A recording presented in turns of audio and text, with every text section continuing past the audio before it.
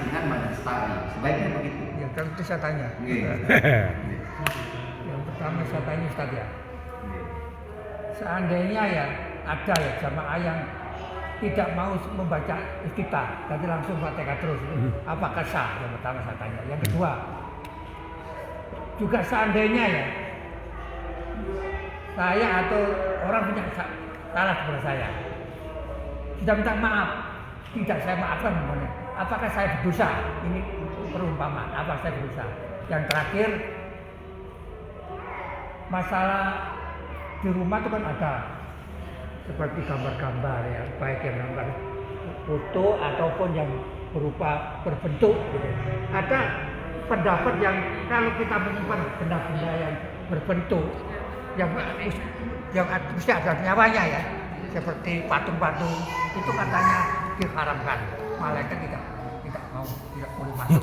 Padahal di rumah itu kadang-kadang banyak boneka anak-anak juga itu masuk kan berbentuk gitu, binatang. Bagaimana hukum masalah ini? Apakah benar-benar ini ada dalil yang sahih untuk itu adalah diharamkan? Betul. Terima kasih.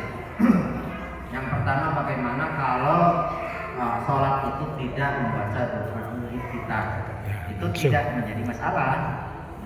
Yang penting sholat itu kita melaksanakan rukun. Ya, rukun itu ya ibarat bangunan, kalau tidak ada salah satunya itu tidak jadi. Tidak ada pondasinya, ada atapnya, ada dindingnya, itu tidak jadi. Itu rukun seperti halnya tadi, agama itu belum selesai. Rukun agama itu ada di 3: iman, Islam, ihsan. Kalau tidak ada ihsannya juga tidak benar itu. Seperti halnya sholat, jika rukun itu tidak ada salah satunya, sholat itu tidak sah sholat. Nah, rukun itu satu, jadi kerukun saja ya. Karena sunatnya itu banyak. 1 rukun qauli, 2 rukun fa'li, nomor 3 rukun qalbi. Itu menjadi 3 bagian. Rukun qalbi yaitu niat. Rukun fa'li yaitu yang mengucapkan.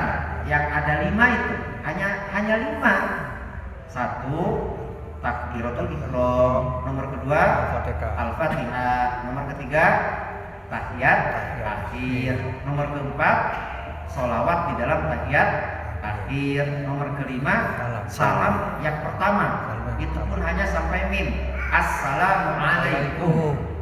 Itu warahmatullahnya itu sunnah. Nah, selain daripada itu bacaan di dalam sholat itu sunnah. Selain yang 5 macam itu bacaan di dalam sholat itu sunnah. Yang 5 itu adalah wajib diucapkan. Apabila dibatin tidak sah. Nah, gitu.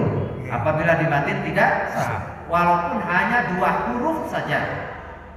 Alhamdulillahirabbil alamin. Maliki yaumiddin. Jadi makmum, jadi imam di rumah atau di masjid, sholat adat ataupun sholat qada, sholat fardu ataupun sholat sunnah, semuanya itu menjadi wajib diucapkan sekiranya terdengar oleh telinga sendiri dalam keadaan normal, tidak dalam keadaan bising, tidak dalam keadaan budek karena lagi flu misalnya. Meskipun makmum ya, meskipun makmum harus terdengar. Harus dibaca. Kalau sampai mengganggu orang lain itu hanya sekedar makruh. Karena dengan bacaan rukun kita. Tapi kalau tidak terdengar oleh telinga sendiri, maka itu membatalkan sholat, tidak sah sholat.